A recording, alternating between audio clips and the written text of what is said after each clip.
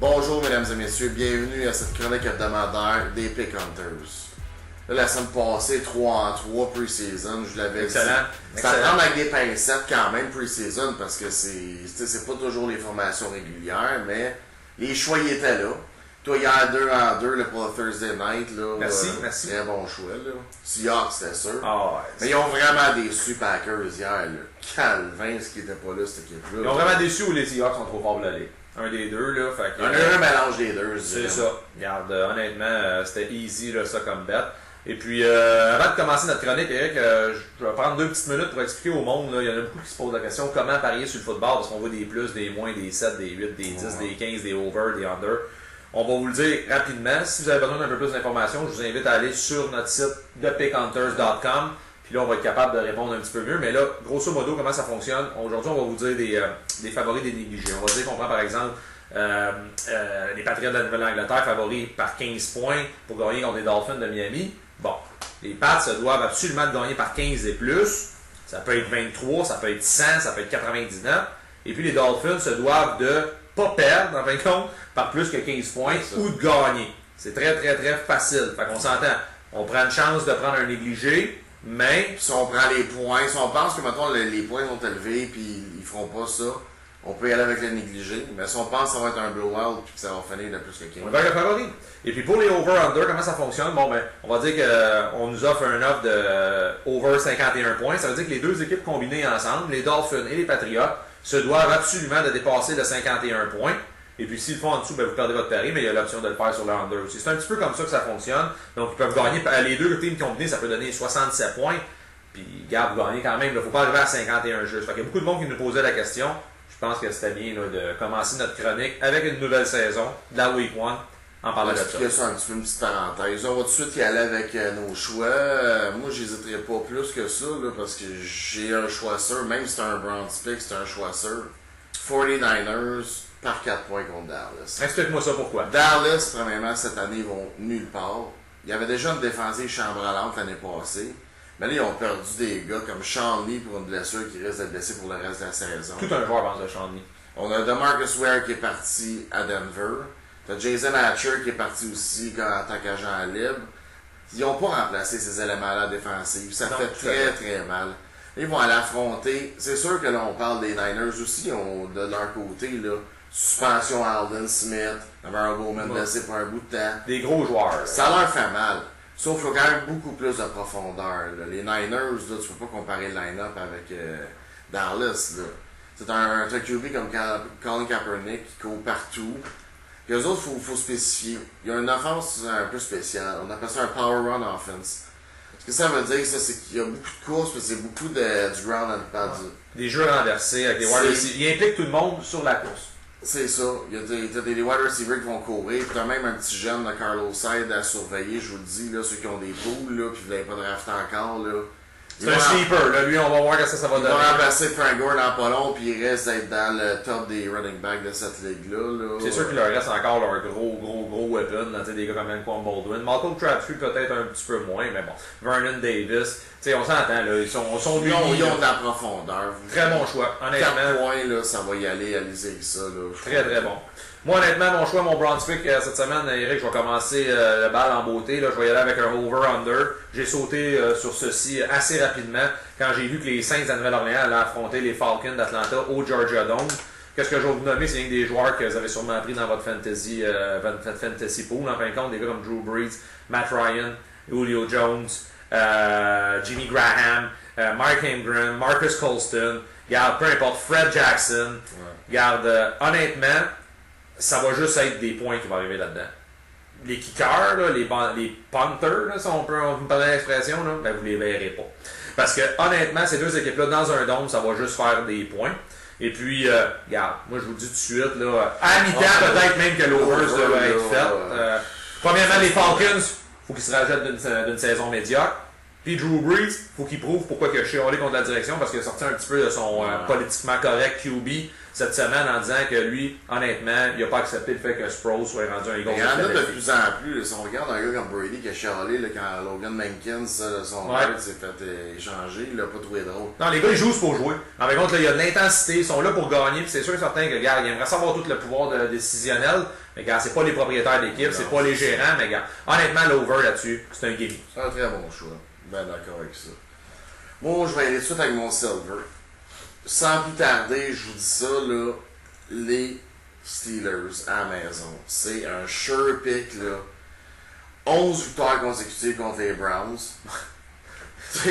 À la maison, je vous parle, c'est peut-être même plus là, dans la saison. À la maison, 11 consécutives, c'est déjà... Les archives n'allaient pas aussi loin. Non, c'est ça.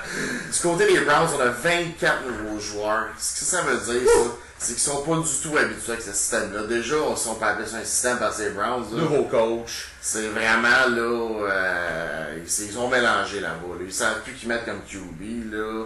C'est-tu Brian Hoyer, c'est-tu Manziel, c'est Hoyer qui va commencer, mais soyez pas surpris, c'est 24-0 à mi-temps qu'on voit Manziel apparaître dans la partie, là, ça se pourrait très bien. Pour le show, là, c'est sûr que les fans vont vouloir le voir. Là. Parce qu'on s'entend, le Heinz Field, c'est très difficile à jouer là, pour les équipes adverses, là, surtout pour les Browns. Là, on le voit que ces statistiques-là, ils n'aiment pas ça aller jouer là-bas.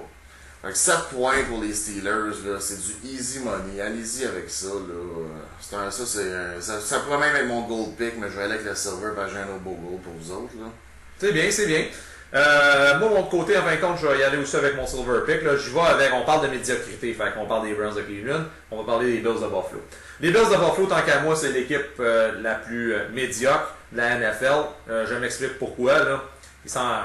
Honnêtement, ils draftent un gars comme Sammy Watkins qui est blessé. Ils perdent un des meilleurs joueurs défensifs de la Ligue nationale de football, là, pour ceux qui ne le connaissent pas, Kinko Alonso, que moi je trouve incroyable. AJ Manuel, regarde, on sait pourquoi il n'a pas été drafté dans les premiers rounds, là, en fin de compte, là, on réalise un peu pourquoi. Là. C'est pas lui qui va les amener à terre promise. Comme pas tout de suite, c'est sûr et certain. Bon, regarde, il était très bon dans les rangs collégiales. Ça m'a affronté des Bears de Chicago que moi je trouve, honnêtement, qui ont trouvé une fontaine de jouvence, je sais pas où. Mais depuis que Mark Trestman est arrivé dans cette équipe-là, il a été capable de calmer des gars comme Jay Cutler, qui était un petit peu impulsif, ses vents, qui parlait un peu contre ses joueurs, qui allait engueuler les gars devant les caméras en plus. Ouais. Comme tu disais si bien durant notre pool, il y a des gars comme Brandon Marshall puis Alston Jeffrey. C'est des très très bons top 10 là, quasiment.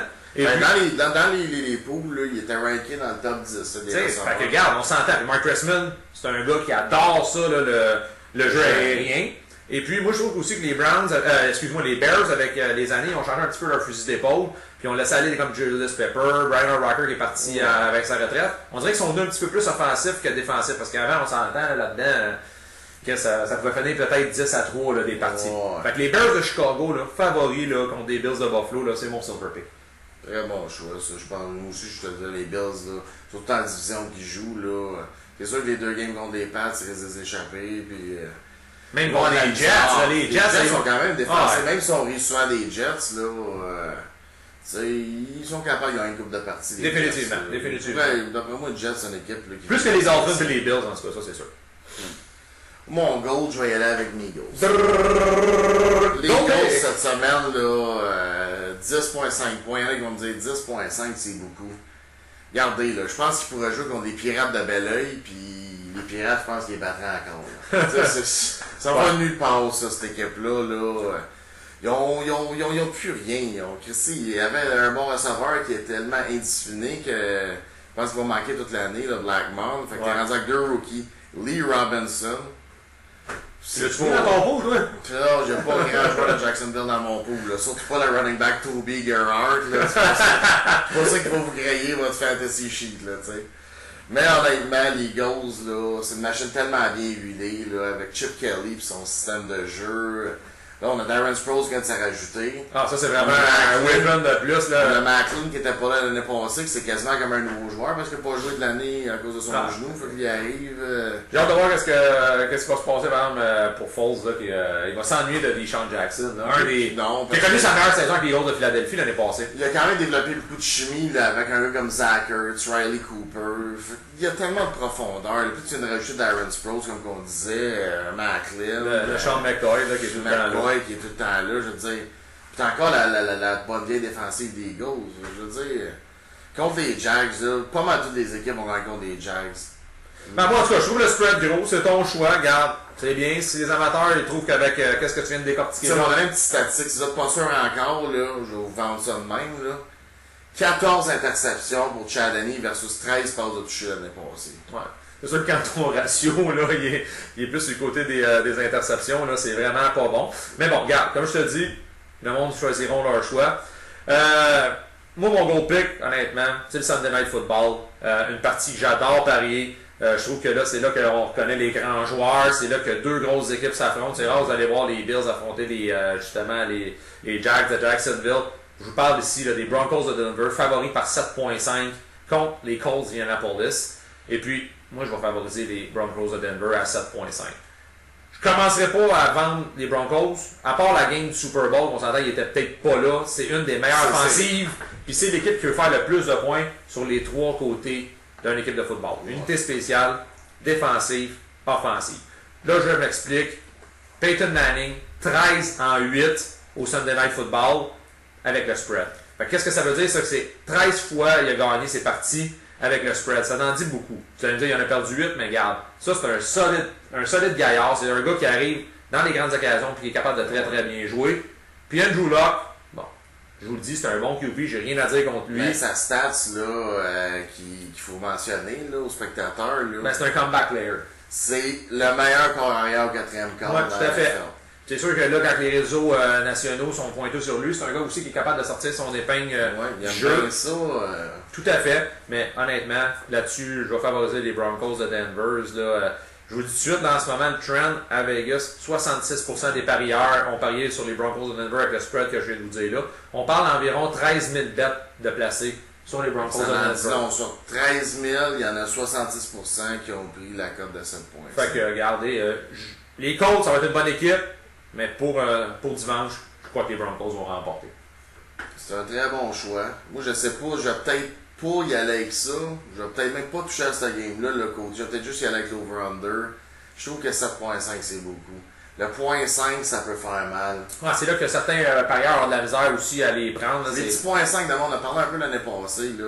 C'est comme Eagles 10.5. Ça fait chatouiller quelques-uns. C'est pas 10. C'est 10.5. Ah, puis ça finit 10. Tu oublies le draw aussi, tu ton push. Des fois, tu as connu des bons bêtes, puis là, boum, celui-là sur ton parlay vient de faire mal. Mais regarde, moi, j'y vais honnêtement avec celui-ci. Puis j'espère que vous avez bien suivi nos conseils. Et puis, si je peux dire un dernier, justement, en parlant de conseils, le dernier conseil que je peux vous donner, puis je pense qu'Éric aussi est avec moi là-dessus, c'est attendez dernière minute. À moins que vous voyez vraiment un bet super fou, là.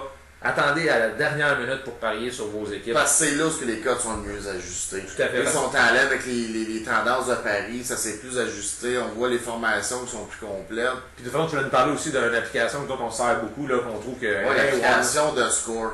Sur un téléphone intelligent, là, pour les parieurs, là, c'est le meilleur outil. On voit tout, on voit les tendances des paris, on voit l'over-under, on voit la cote. C'est vraiment la cote de Vegas. Vous avez une bonne idée de ce qui se passe là, dans... Ils sont vraiment upgrade de toutes les autres applications sportives qu'on a. Alors, on vous souhaite une bonne semaine. On vous invite aussi à aller voir sur le www.pickhunters.com. Très important, on a lancé notre site internet. C'est une belle réalisation qu'on a faite. Moi et Eric, ça faisait longtemps qu'on voulait faire ça. Allez liker notre page Facebook, partagez. On est sur Twitter aussi. Ouais. Puis, les médias sociaux. On vous souhaite un excellent week-one. On se revoit la semaine prochaine. Bon football, bon pari.